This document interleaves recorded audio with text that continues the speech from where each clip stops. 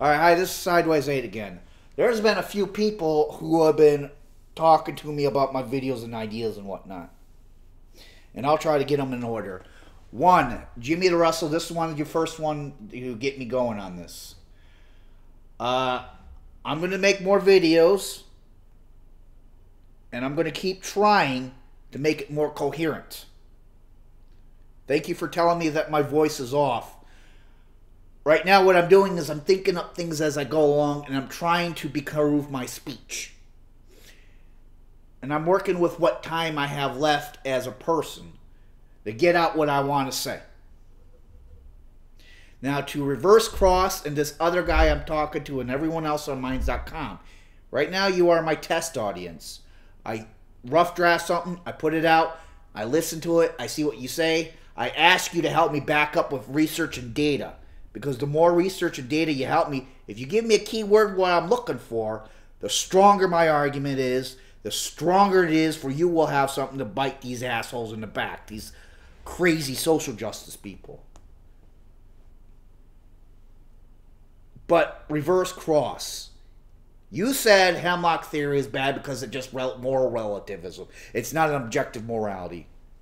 No. The problem is, once again, as according to hemlock theory, you're thinking according to your conditioned thinking. You are not thinking outside. You're not seeing things as they are. What is happening is that I am not the only one who observes this. Is that many people have noticed that both on the left and the right, it seems like they are addicted to pathos.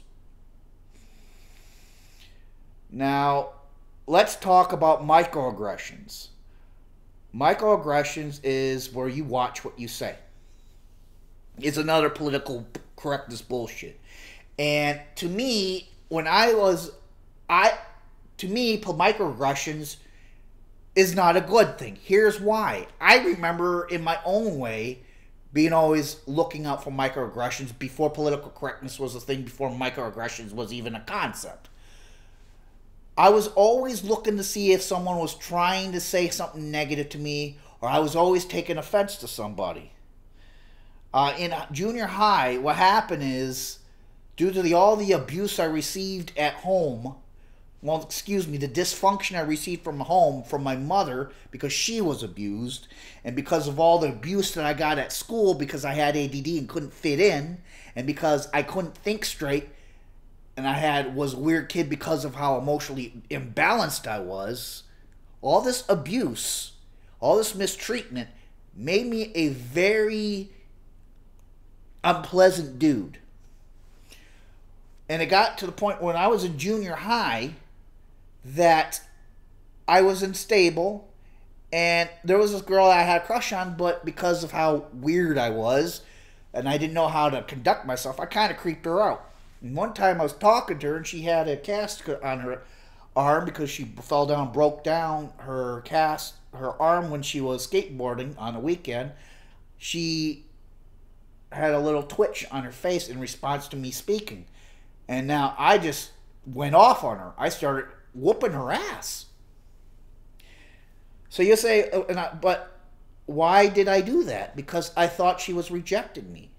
I was in the wrong. But what happened is that I was taking offense when there was none, or I could have responded better. The thing is, when you are psychologically and emotionally damaged, when a person is, when I was, it got to the point where I couldn't take any kindness. You could have a lady or a woman come up to me and say, "Hey, how you doing, sweetie?" You know, you could be obviously that the person really likes me. And that would set me off paranoid, thinking, what is this person doing? What is this person up to? Are they trying to kill me? No, not kill me. Are they trying to make fun of me? Are they trying to find a way to hurt me? So even good gestures of goodwill in this insecure, paranoid mindset, because of all the damage that I acquired as a child, just made even me paranoid and hostile.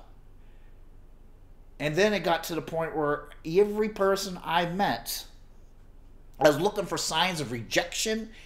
I'm looking for signs of scorn. I'm looking for signs of hostility. It's basically when you go through emotional trauma and emotional dysfunction, your flight or fight response is turned up to 25 plus 11. Okay? Plus affinity. You become a very, very paranoid person. And so anything, I would be looking for the slightest twitch in your tone of your voice to look for confirmation that you hate me, that you're against me, that you have something, a problem with me, that you're out to hurt me. And as soon as I would see that or hear it or sense it, even if it was true or not, I'd go off. Now, what's this have to do with fucking microaggressions? Microaggressions, if you pay attention, are nothing more than looking for things to be offended of, or look for offense, or look for hostilities from someone else other than a person looking for microaggressions, is a sign of an unstable and emotionally unsound mind. Now, unlike me, where my emotional baggage was a result that was organic, it just was a result of bullshit happens, of life happens. In the case of microaggressions and political correctness, what it is the reason why a minority, may they be gay, transsexual, Asian, black, the reason why they would be that way, where they're looking for offense and looking for hostility, where they're on the flight or fight response turned up to 11, is that you could have had someone who was mentally sane and sound and okay before they became social justice. Afterwards, now they're this scaz. Why? It's because their ideology is designed to create abuse to the person. It is a system of thought designed to psychologically fuck the inherited up. This is why I hate microaggressions, because it is teaching this minority, person of color, or person of different sexual orientation or different gender or whatever the hell have you, to become an emotionally unstable and insecure person like I was. It is nothing more than a train of thought designed to systematically get the individual to beat themselves up till they feel like they have no fucking self-worth. That is fucking abuse. And you know what's fucking worse? They install it in their fucking heads. They tell this minority that this in your heads. They get them that way and they say, now you're becoming more compassionate. You're becoming more kind. You're out to do right and good. When you watch this person, you see the exact fucking opposite. It is dishonest, it is diabolical, and if you are consider abusing people on the basis of their skin or gender or belief, if you consider that abusing people based on prejudices as racism, well, I got news for you. Putting this kind of system of their heads is abuse. Thus, it makes it racist. And that's not the only system of thought or belief that does that. But I'm just pointing out what political correctness and social justice and microaggressions are, how they get people to behave, that they hear it, is a sign that it's abusing them. And I can spot this because I was there in a different situation. And thus, it's morally wrong. They don't have a leg to stand on, these social justice wars, because they're doing this to minorities.